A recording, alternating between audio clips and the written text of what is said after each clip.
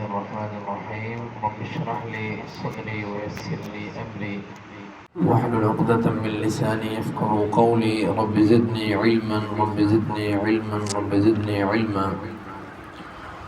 سورۃ یونس کی آیت نمبر 13 سے ہم پڑھ رہے ہیں۔ اللہ تعالیٰ فرماتے ہیں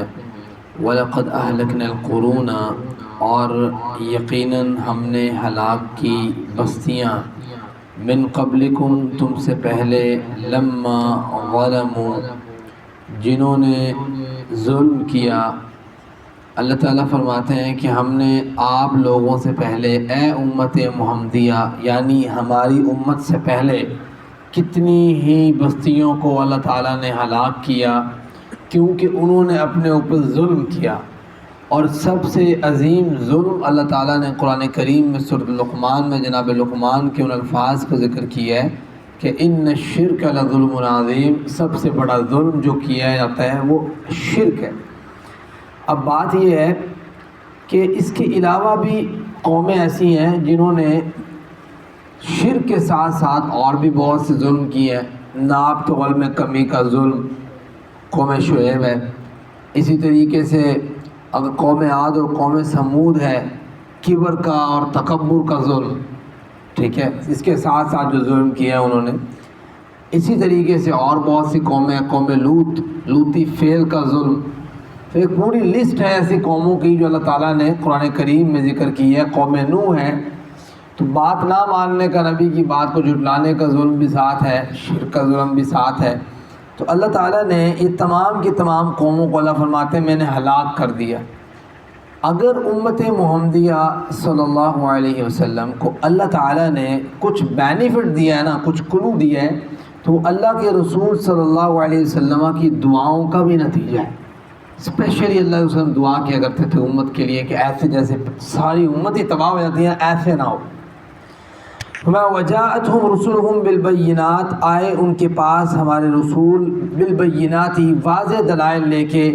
وَمَا كَانُوا لِيُؤْمِنُوا، واضح دلائل سے مراد یہ ہے کہ اللہ نے جتنے پیغمبر بھیجے ان کے ساتھ ان کے معجزات بھی بھیجے۔ اللہ نے جناب موسیٰ علیہ السلام کو بھیجا فرعون کے سامنے، 3 معجزے دے کے بھیجا، لیکن فرعون نے بات کو نہیں مانا۔ وَمَا كَانُوا لِيُؤْمِنُوا، ایمان لے کے آیا نہیں لے کے آیا۔ اس نے کہا بھئی یہ جادو ہے، اس نے کہا اگر جادو نہیں ہے، نبی نے تو یہ کہا جادو نہیں ہے یہ معجزہ ہے، اور انہوں نے کہا جادو ہے۔ جادوگروں کو بلایا گیا، ساری مجلس بنائی گئی، لیکن پھر بھی آخر میں نتیجہ یہی نکلا کہ جادوگر فیل ہو گئے، نبی کا معجزہ جو ہے وہ سامنے آ گیا، پھر وہ ایمان لے کے آیا۔ وَمَا كَانُوا لِيُؤْمِنُوا، وہ ایمان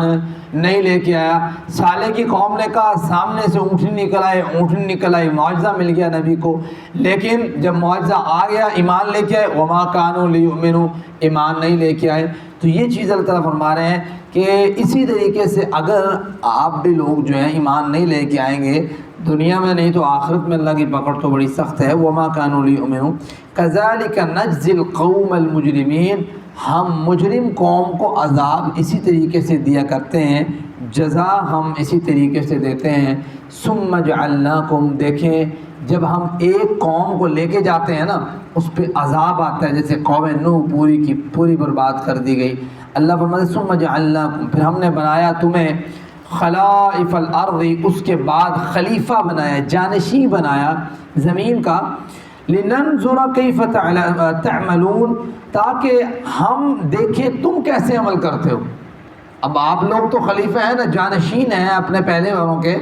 تو اللہ تعالیٰ فرماتے ہیں ہم یہ دیکھتے ہیں کہ آپ کتنا سبق حاصل کرتے ہو قوم لوط سے، قوم شعیب سے، قوم عاد سے، قوم ہود سے، قوم صالح سے، قوم شعیب سے، کتنا سبق آپ حاصل کرتے ہو۔ اپنے سے پہلی جو قومیں گزری ہیں یا بڑی بڑی جو سلطنتیں گزری ہیں آپ کی، آپ کے خلفاء حضرات ہیں آپ کے، اسی طریقے خلفاء راشدین المہدیین کے بعد آپ بنو امیہ کی حکومت ہے، بنو عباس کی حکومت ہے، بڑی بڑی سلطنتیں گزری ہیں، انہوں نے بھی بہت سی غلطیاں اور خامیاں کی ہوں گی، آخر ظاہری بات ہے، یہ جو آگے بنو امیہ اور بنو عباس کا دور ہے، اور بہت سے ادوار گزرے ہیں، تو اپنے سے پہلے والے ادوار سے آپ نے کچھ سبق حاصل کیا ہے، یہ ہم دیکھ رہے ہیں آپ لوگوں کو۔ اللہ تعالیٰ فرماتے ہیں وَإِذَا تُتْلَى عَلَيْهِمْ آيَاتُنَا، اور جب تلاوت کی جاتی ہے علیہم ان پر ہماری آیات، بینات، آیات ایسی جو واضح ہیں جس میں کوئی شک نہیں ہے، قال الذین، تو کہتے ہیں وہ لوگ، لا یرجون لقاءنا، جو ہماری ملاقات کی امید نہیں رکھتے، ائت بقرآن غیر ھذا، اس کے علاوہ کوئی قرآن نہیں ہے،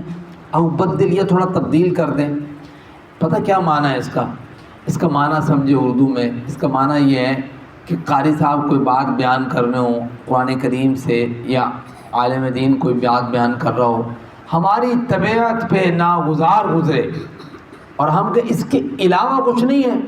جس میں تھوڑا بہت کوئی شراب مستی وغیرہ بھی ہو، کوئی آسان ہو، کوئی جو ہمارا من کرتا ہو جس طرح، اس طرح کا ہو کوئی۔ تو اللہ تعالیٰ فرماتے ہیں، دیکھیں ان کے کام کہتے ہیں، یا اس کے ساتھ آپ یہ بھی دیکھ لیں،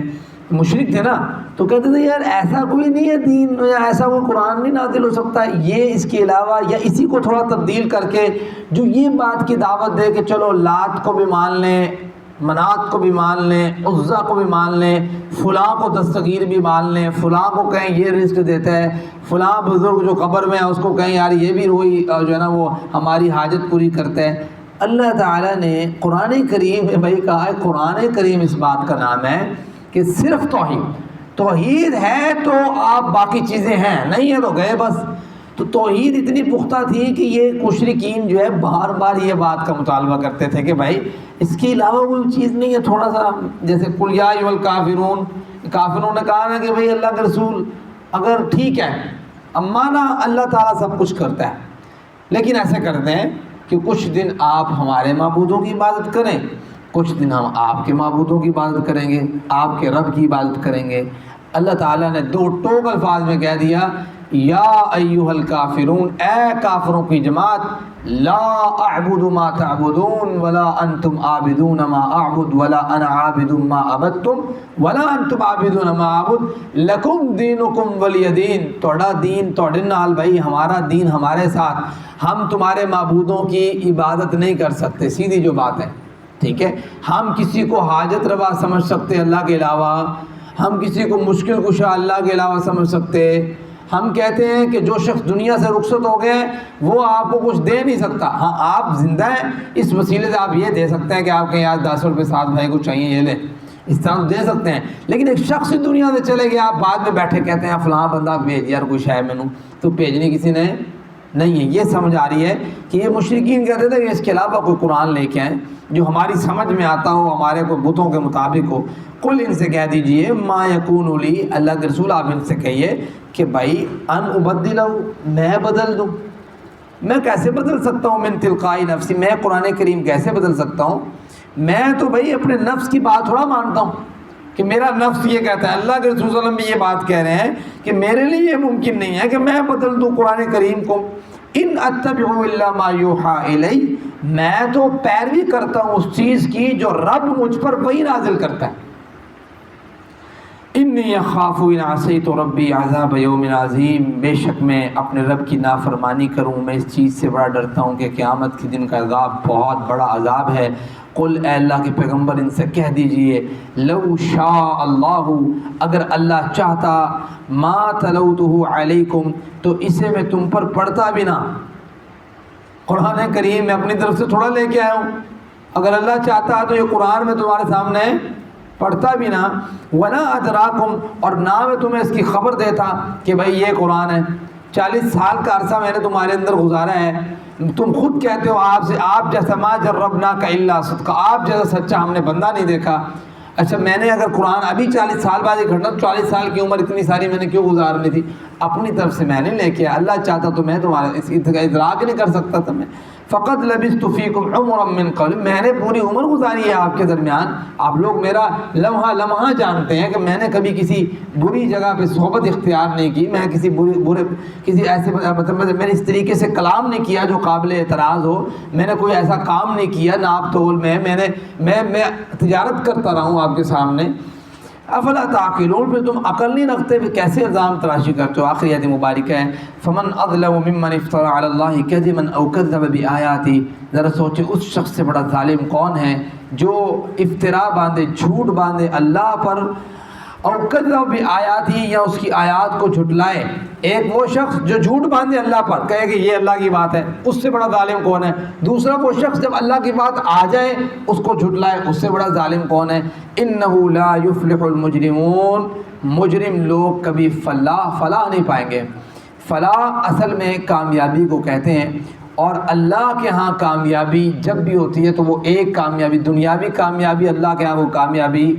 نہیں ہے۔ اصل کامیابی فمن زحزح عن النار وادخل الجنۃ فقد فاز، جو شخص کل قیامت کے دن جہنم سے بچا لیا گیا اور جنت میں داخل کر دیا گیا، وہ حقیقت کے طور پہ کامیاب ہے۔ اصل حقیقی زندگی کا کامیابی وہ کامیابی ہے۔ مالک سے دعا یہ اللہ ایسی کامیابی کو حاصل کرنے کی توفیق عطا فرمائے۔ وما علینا الا البلاغ۔